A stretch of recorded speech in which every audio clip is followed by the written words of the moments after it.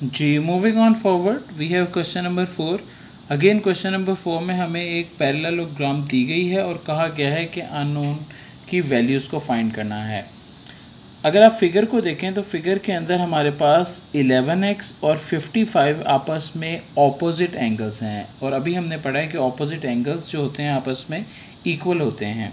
तो 11x is equal to 55, यहाँ से हम अब x की वैल्यू को फाइंड कर सकते हैं। 11 तो जाके डिवाइड हो गया, फिर कटिंग करने के बाद हमारे पास x की वैल्यू आ गई 5।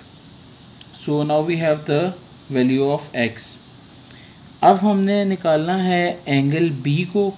तो अभी हमने पिछले क्वेश्चन के अंदर भी ये प्रॉपर्टी को यूज़ किया था कि जो angles interior angles straight line के अंदर आ रहे होते हैं उनका जो सम होता है वो 180 डिग्री के इक्वल होता है। That means angle A plus angle B will be equal to 180 degree adjacent and supplementary angles.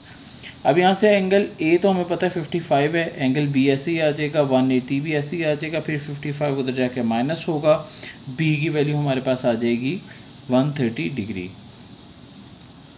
Now again using the same property, ऊपर वाली अगर हम स्ट्रेट लाइन को देखें तो हमारे पास angle D plus angle C का जो सम होगा वो 180 डिग्री के इक्वल आएगा।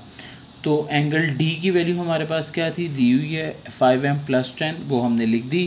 एंगल C की वैल्यू हमें दी हुई है 11x, x की वैल्यू हम निकाल चुके हैं जो कि 5 निकली थी, तो 11 इंटू 5 आ गया, इक्वल आ जाएगा 180 डिग्री के। फिर हम इसको एवेल्यूएट करेंगे, 5m प्लस 10 ऐसे ही 55 आ गया, इनको दोनों को लाइक टर्म से इनको ऐड कर लिया, ये उधर जाके माइनस हो गया, 5m इज़ इक्वल टू 115, फिर 5 उधर जाके डिवाइड हो जाएगा, तो m की वैल्यू हमारे पास आ जाएगी 23। जी, now we have question number 5। Question number 5 में हमारे पास एक पैरेललोग्राम है और हमने m और n की वैल्यूज़ को फाइंड करना है। तो again using the properties of parallelogram we can say that 4m plus n is equal to 10 because opposite sides are equal and congruent.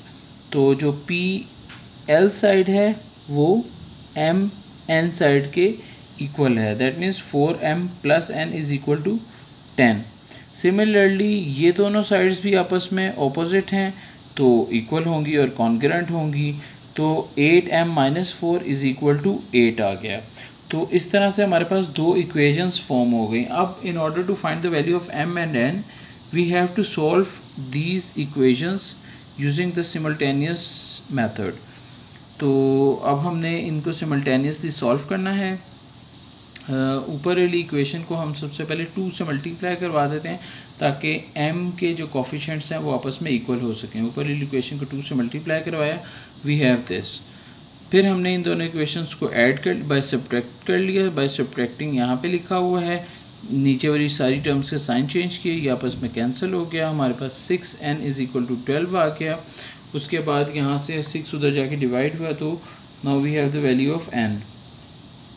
अब हमारे पास n की वैल्यू आ चुकी है। जब हमारे पास एक की वैल्यू आ जाती है तो उसको हम किसी भी एक इक्वेशन में पुट करके दूसरे की वैल्यू निकाल सकते हैं, दूसरे अननोन टर्म की वैल्यू हम निकाल सकते हैं। तो हमने इक्वेशन नंबर 1 को चूज़ किया है। इक्वेशन नंबर 1 के अंदर हमने n की वैल्यू को पुट करना स्टार्ट किया। सबसे पहले हमने क्या किया कि n की जगह 2 पुट कर दिया, बाकी सारा कुछ ऐसे ही आ गया। फिर ये 2 इधर प्लस था उधर जाके माइनस हो गया। Now we have 4m is equal to 8। फिर 4 उधर जाके डिवाइड हो गया, तो 4 times 2 is 8. We have the value of m. So this completes our exercise review exercise 11 as well as chapter number 11.